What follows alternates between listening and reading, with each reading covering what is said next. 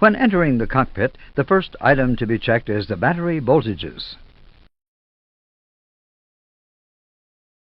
To do this, you look at the battery voltage displays on the electric panel. As you can see, both are below the minimum required 25 volts, so you will have to recharge the batteries from external power. Switch battery 1 on.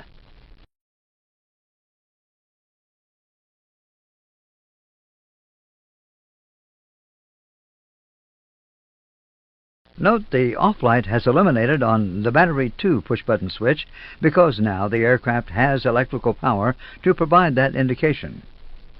Switch battery 2 on. The ground cart is now connected.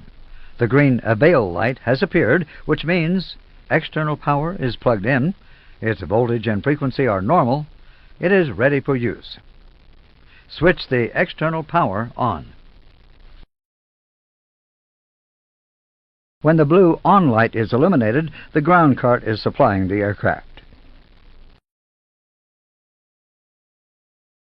The ECAM electric page has been called for you.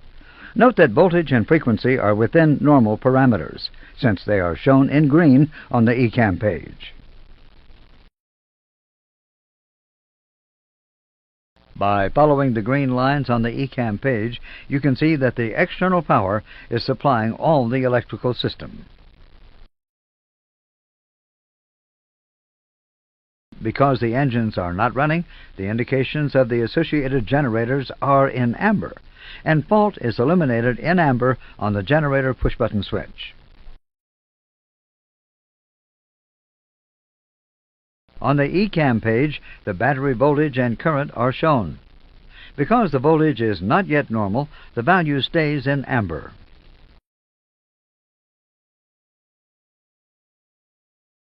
You can also see the green arrow, which indicates that the DC battery bus is charging battery 1.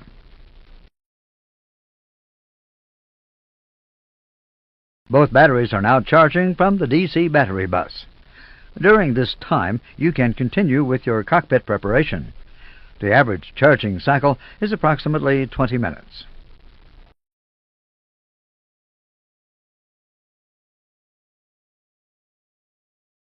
The battery charging cycle is now complete.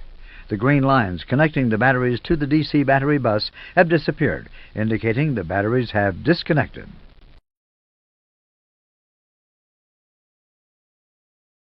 The APU has been started, and it is time to disconnect external power. You can see on the ECAM page that the APU generator parameters are now displayed.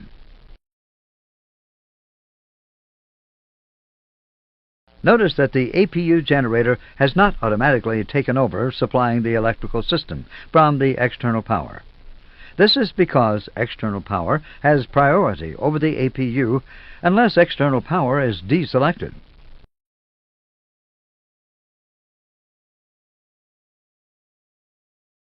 To select the APU generator, deselect external power. Switch the external power off. A green line has appeared connecting the APU box to the system. This means that the APU generator is now supplying the aircraft. You can see that the load is 36%.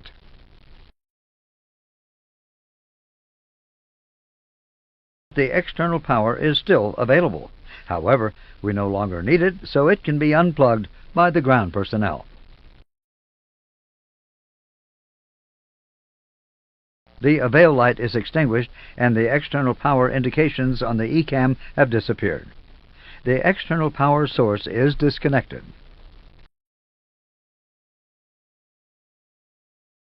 The electrical system is designed so that each engine generator will automatically come online and power its respective bus. We will start engine 2 first. Note, it is UAL policy to start number 1 engine first. In this sequence, number 2 is started first simply as a matter of convenience.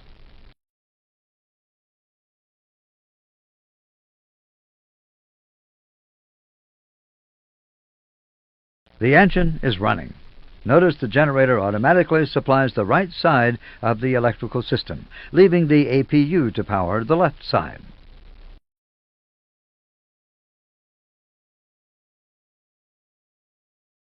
Notice also that the fault light on the generator 2 switch has disappeared.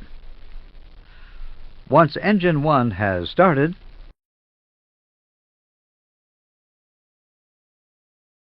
engine 1 generator takes over from the APU to supply the left-hand side of the system. The fault light on the generator 1 switch has also disappeared.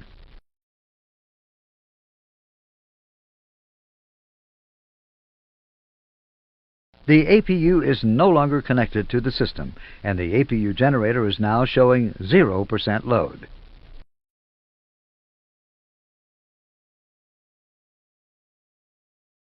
Once both engines are running, the APU can be switched off. Switch off the APU.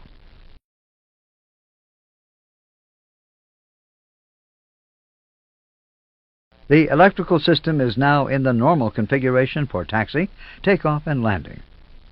In a normal flight, no further change occurs to the electrical configuration until the APU start on taxiing in.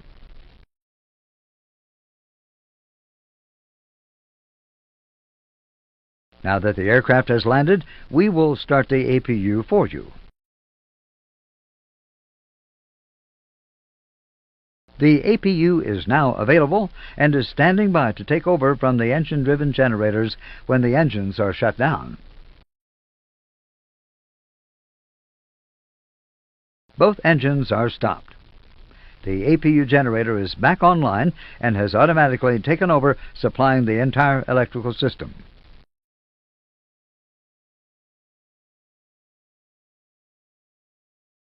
For training purposes, we will assume that the aircraft is to be completely shut down. So you have to request an external power source. The avail light on the panel and the external power indications on the ECAM have appeared, indicating that the external power source is plugged in and available.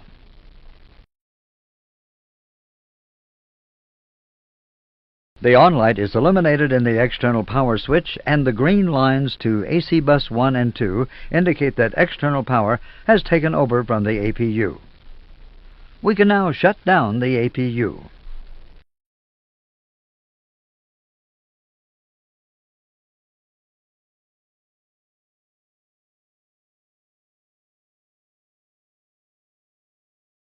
The external power can now be switched off. Switch the external power off. When all the main power sources are disconnected, the CRT screens become blank. To shut down the entire electrical system, we must switch off the batteries. Switch battery 1 off. Now switch off battery 2. All lights on the overhead panel have disappeared except the avail light, which is receiving power from the external cart. The battery voltage indications are LCDs and are wired directly to the batteries so that they are always displayed.